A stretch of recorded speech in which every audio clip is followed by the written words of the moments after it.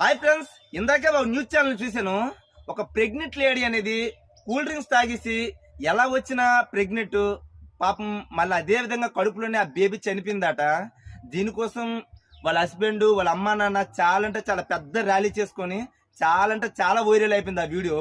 మరి ఆ వీడియో మీ వరకు వచ్చిందో లేదో నాకైతే తెలియదు, కానీ ఒక్కటి మాత్రం చెప్పగలుగుతున్నాను ఏంటంటే, నాకు తెలియక అడుగుతాను, ప్రెగ్నెంట్ అయినా పిల్లలైనా ఎవరికైనా సరే ఎండాకాలంలో చల్లగా ఉందనేసి కూల్ డ్రింక్స్ మీద మీకు దృష్టి వెళ్తాయా? పళ్ళ రసాల మీద దృష్టి వెళ్దా?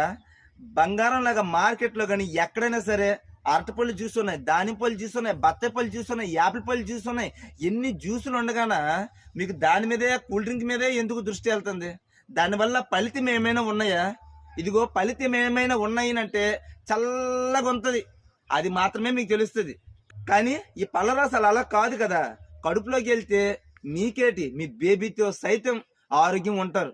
అంతెందుకు, మొన్నటికి మొన్న అదే విధంగా కూల్ డ్రింక్స్ తాగాని ఒక చిన్న పిల్లలు అనారోగ్యం చెంది పాపం చనిపోయారంట. ఇది కూడా భారీ వైరల్ అయిపోయింది. మరి దాంట్లో ఏం కలుపుతున్నారు ఏం చేస్తున్నారో నాకైతే తెలియదు, కానీ దాని నుండి వచ్చిన వైరల్ వీడియోలే మీ అందరు క్లియర్గా వివరించి చెప్తున్నా. మీరు తాగండి, వీక్లీకి 1 టైం మాత్రమే దృష్టి పెట్టుకోండి. ఎందుకంటే మనసులోనే తాగాలి తాగాలి తాగాలి తాగాలి అని అనుకోండి, మీ మనసులోని కోరిక అది అదుపు చేసుకోలేరు. కనుక ఏదో నాకు ఇష్టం లేకపోయినా కూడా మళ్ళీ మీకు చెప్తున్నా, మీకోసం ఒకసారి మాత్రం తాగండి. మిగతా 6 రోజులలో కలిపి ఇలాంటి జ్యూసుల మీద దృష్టి పెట్టుకోండి. బొప్పాయి ఎంత మంచిది. కానీ ఇంకొక మాట, ప్రెగ్నెంట్తో ఉండేవాళ్ళు బొప్పాయి పండు రసం కానీ బొప్పాయి పండు కానీ కొబ్బరి బోండం కానీ దయచేసి తాకండి. చాలా మంది తాగొచ్చు పర్వాలేదని అనేస్తారు, కానీ నాకైతే తాగకూడదని చెప్తున్నా.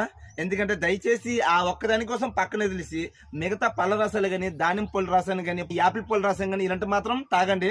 మీకు పళ్ళ రసాల కోసం దాని విలువ మీకు తెలియకపోతే మీరు నేరుగా మెడికల్ షాప్కి వెళ్ళి, అన్న మా బాబు అన్నం తినడం లేదు ఒక టానిక్ ఇవ్వండి అనేసి మీరు అడగండి.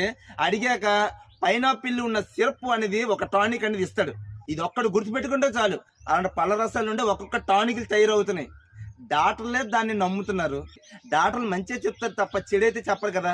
ఆరోగ్యమైనవి ఆకుకూరలు తినండి, కాయగూరలు తినండి, ఈ పళ్ళు తినండి, ఆ పళ్ళు తినండి అంటే డాక్టర్లే చెప్తున్నారు. అయినా కూడా మీరు అలాంటి దానికంతా పక్కనట్టేసి మళ్ళీ అక్కడికే వెళ్తున్నారు.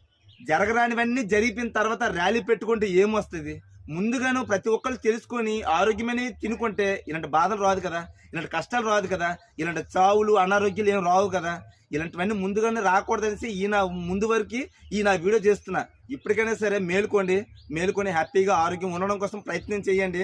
ఆరోగ్యమైనవి తినండి, ఆరోగ్యమైనవి పాటించండి ప్లీజ్. ఆరోగ్యమే మహాభాగ్యం. జై హింద్.